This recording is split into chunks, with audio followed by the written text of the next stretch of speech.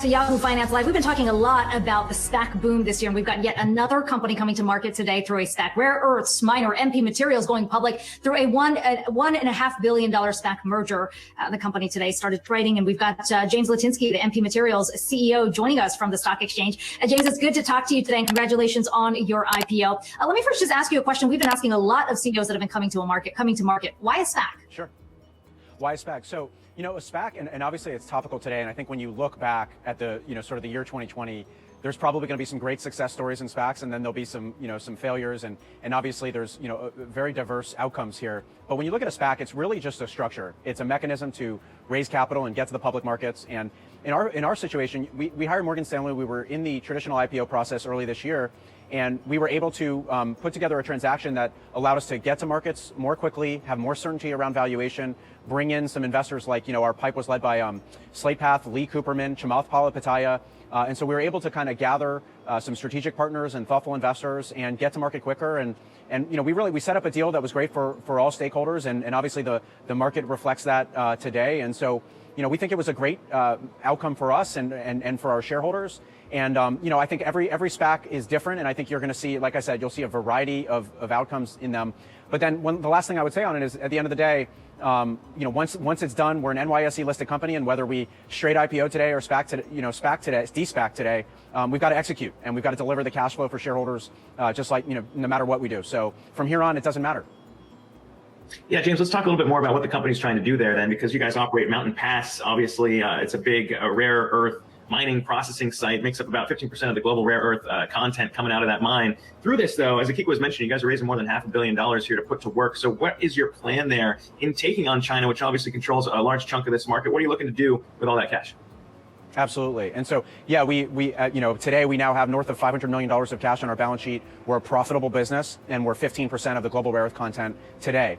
You mentioned in rare earth magnetics, ultimately it's probably important to point out rare earths go into the magnets that go into motors for electric vehicles, wind turbines, drones, robots, defense technologies. So when you're, viewer at home, when they buy their Tesla or their iPhone, inside that device or car is a magnet that was made in China. And we simply want to move downstream. That supply chain today is all in China. And we want to make sure that the Teslas and Apples of the world have an option to buy from an American company so that they can have some diversity of supply chain. And that's the mission that we're on. Our mission is to restore the full rare earth supply chain to the United States of America. And, obviously we have an equitized balance sheet and a profitable business, and we'll continue to move downstream. Our next step is separated rare earth products, and then after that, magnetics. Yeah, I mean, to that point, even if you do mine them in Mountain Pass, you still have to send them to China for final processing, which does beg the question of how independent you can really be from China. We had the administration, or President Trump specifically, sign an executive order last month calling for a national emergency, essentially trying to boost production in this particular area. How much do you think you can move the needle on that? Well, we're 15% of the global market of content today. We're the second largest producer in the world. So we think that the key thing is that we don't need to take over the industry. We just need to be a stable, strong source of supply so that it really does remain competitive. The Chinese have very thoughtfully taken over this industry over the last 20 years, and you can see it today. Look at the public markets. You see a lot of Chinese electric vehicle makers.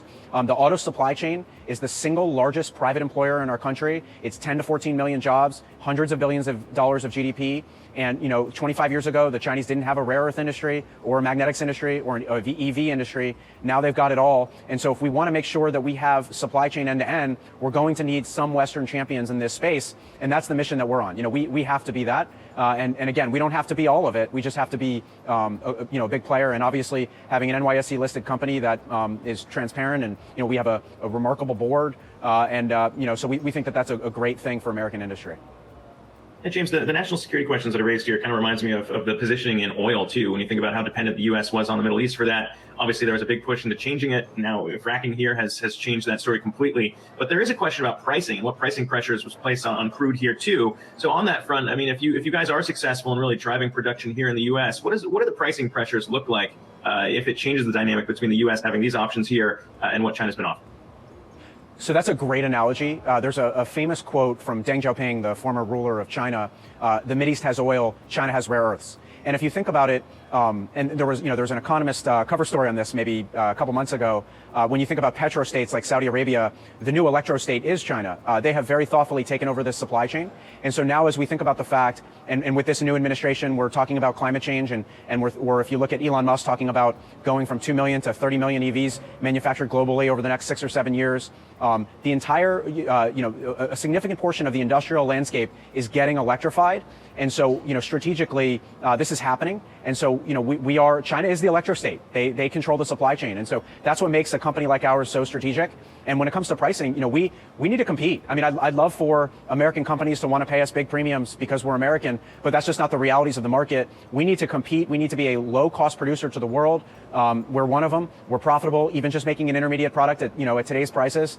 And by the way, we have the added attribute of, we're right in the state of California, so we're environmentally friendly. So for those who do care about sustainability in the supply chain, we've got the best attributes from an environmental standpoint of any rare earth operation in the world by a landslide. So we think that positions us for success. But to be clear, we need to be a low-cost producer. We need to make sure that industry can come to us and that they feel like it's a thoughtful business decision to come to us. We're not a charity. James Litinsky, the CEO of MP Materials. It's good to talk to you today. Thank you.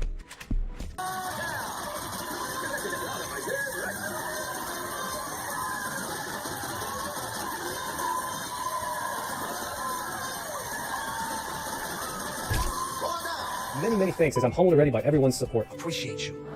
I'm just chilling. You get a free stock in your account that can be worth anywhere from $12 all the way up to $1,400. It's free real estate. Totally free. You get a stock like Microsoft, Visa, Johnson & Johnson. All you gotta do is sign up for my link down in the description. Sign up for Robinhood. All you gotta do is fill out some information about yourself and link your bank account. And literally, that's it. That's all you gotta do.